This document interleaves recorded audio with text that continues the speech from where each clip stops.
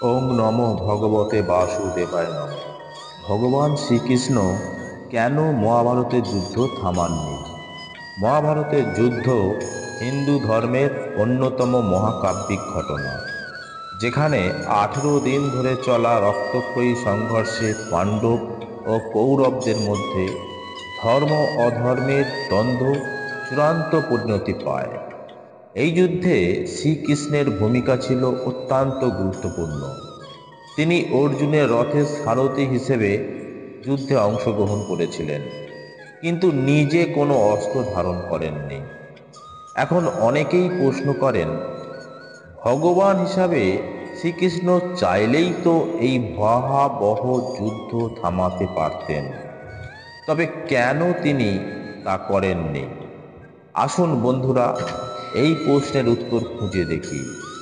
ধর্ম প্রতিষ্ঠার জন্য যুদ্ধের প্রয়োজনীয়তা শ্রীকৃষ্ণ স্বয়ং গীতায় বলেছেন, যদা যদা হি ধর্মস্য গ্লানির্ভবতি ভারত অভ্যুত্থানম ধর্মস্য তদাত্মনং সৃজামহং পরিত্রাণায় সাধুনাং বিনাশায় চ দুষ্কৃতাম ধর্ম সংস্থাপনায় সম্ভাবুম যুগে যুগে।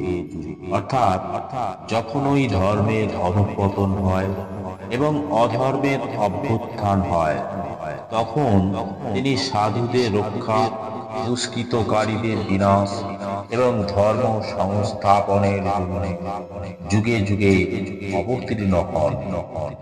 মহাভারতের যুদ্ধ ছিল ধর্ম অধর্মের মধ্যে একটি মহা সংঘর্ষ, যেখানে পাণ্ডবরা ন্যায়, কর্তব্য ও ধর্মের পক্ষে ছিলেন, আর কৌরবরা অন্যায়, জোর জবরদস্তি ও অধর্মের পক্ষে।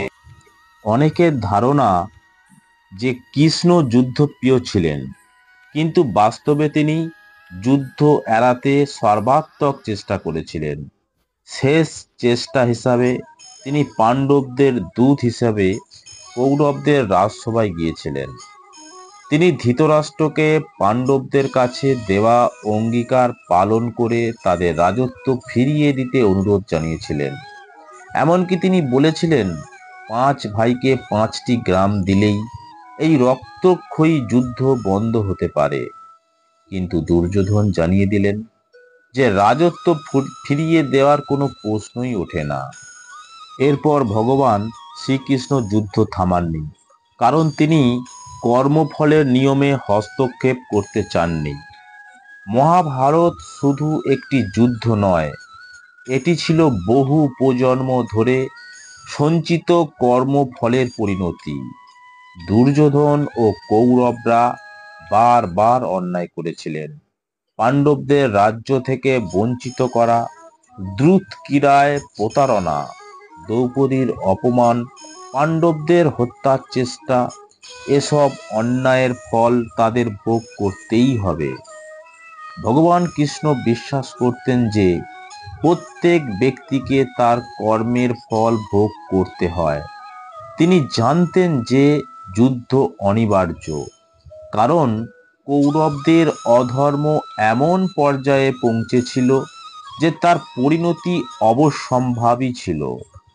তিনি বলেছিলেন, আমি দুর্যোধনকে মিষ্ট বাক্যে অনুরোধ করেছি, তারপর সমস্ত রাজাদের ভর্ৎসনা করেছি। দুর্যোধনকে তৃণতুল্য অবজ্ঞা করে কর্ণ ও শকুনিকে ভয় দেখিয়েছি। দূতসভায় ধৃতরাষ্ট্রগণের আচরণের বহু নিন্দা করেছি। মহাভারতের যুদ্ধের মূল বাণী ছিল ধর্মের জয়, অধর্মের বিনাশ। শ্রীকৃষ্ণ জানতেন যে অধর্ম যখন চরমে পৌঁছায়, তখন তার পতন অনিবার্য। তিনি চেয়েছিলেন যে অধর্মের পতন সবার সামনে প্রকাশ্যে ঘটুক, যাতে ভবিষ্যতে মানুষ অধর্মের পথ থেকে দূরে থাকে। বর্বরিকের কাহিনী থেকে জানা যায়, যুদ্ধের শেষে যখন পাণ্ডবরা নিজেদের মধ্যে তর্ক করল যে তাদের বিজয়ের জন্য দায়ী কে, তখন কৃষ্ণ পরামর্শ দিয়েছিলেন যে বর্বরিকের মাথা। যিনি পুরো যুদ্ধ অবলোকন করেছেন তাকেই বিচার করার অনুমতি দেওয়া উচিত। বর্বরিক উত্তর দিয়েছিলেন, আমি কেবল একটা জিনিস দেখতে পাচ্ছিলাম, একটা ঐশ্বরিক চক্র যুদ্ধক্ষেত্রের চারিদিকে ঘুরছে। যারা ধর্মের পক্ষে ছিল না তাদের সবাইকে হত্যা করছে। এই কথা শুনে পাণ্ডবরা বুঝতে পারলেন যে নারায়ণই প্রকৃতপক্ষে পৃথিবী থেকে অধর্মকে নির্মূল করেছে এবং পাণ্ডবরা নিছকই যন্ত্র মাত্র। কুরুক্ষেত্র যুদ্ধে অর্জুন যখন নিজের আত্মীয় স্বজনদের দেখে যুদ্ধ করতে অনিচ্ছুক হয়ে পড়েন, তখন শ্রীকৃষ্ণ তাকে গীতার উপদেশ দেন। তিনি অর্জুনকে বোঝান যে কর্তব্য পালন করা প্রত্যেকের দায়িত্ব, এমনকি তা যতই কঠিন হোক না কেন। তিনি অর্জুনকে বলেন, আত্মচেতনা সম্পন্ন হয়ে তোমার সমস্ত কর্তব্য কর্ম আমাকে সমর্পণ করো। মমতা শূন্য, নিষ্কাম ও লোকশূন্য হয়ে তুমি যুদ্ধ করো। কৃষ্ণ অর্জুনকে বোঝাতে চেয়েছিলেন যে যুদ্ধ শুধু রাজ্য বা ক্ষমতার জন্য নয়, বরং ধর্ম প্রতিষ্ঠার জন্য। তিনি অর্জুনকে দেখিয়েছিলেন যে তিনিই ভীষ্ম, তিনিই যুধিষ্ঠির, তিনিই অর্জুন। এই যুদ্ধ হচ্ছে কেবল তারই ইচ্ছায়। শ্রীকৃষ্ণ জানতেন যে যুদ্ধ অনিবার্য। তিনি বুঝতেন যে কৌরবদের অধর্ম এমন পর্যায়ে পৌঁছেছে যে তার পরিণতি অবশ্যম্ভাবী।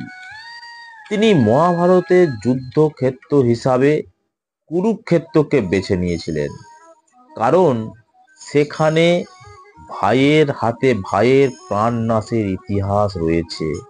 তিনি চেয়েছিলেন এমন একটি স্থান যেখানে ভাইয়ের আঘাতে ভাইয়ের বুক থেকে বেরোনো রক্তের দাগের কলঙ্ক কৌরব ও পাণ্ডবদের মধ্যে প্রীতি জাগাতে পারবে না। উপসংহারে বলা যায়, শ্রীকৃষ্ণ মহাভারতের যুদ্ধ থামাননি, তার কারণ তিনি জানতেন যে এই যুদ্ধ ছিল ধর্ম প্রতিষ্ঠার জন্য অপরিহার্য। তিনি যুদ্ধ এড়াতে সর্বাত্মক চেষ্টা করেছিলেন, কিন্তু যখন দেখলেন যে কৌরবরা কোনোভাবেই সন্ধির পথে আসতে রাজি নয়, তখন তিনি বুঝলেন যে যুদ্ধ অনিবার্য। তিনি কর্মফলের নিয়মে হস্তক্ষেপ করতে চাননি, কারণ প্রত্যেককেই তার কর্মের ফল ভোগ করতে হয়। তিনি চেয়েছিলেন যে অধর্মের পতন সবার সামনে প্রকাশ্যে ঘটুক, যাতে ভবিষ্যতে মানুষ অধর্মের পথ থেকে দূরে থাকে।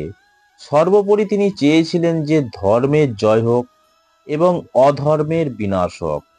বন্ধুরা, ভিডিওটি দেখে যদি ভালো লাগে তাহলে লাইক করুন, কমেন্ট করুন, আর এই রকম ভিডিও সবার আগে পাওয়ার জন্য আমাদের চ্যানেলটি সাবস্ক্রাইব করে আমাদের পাশে থাকুন। ধন্যবাদ। রাধে রাধে।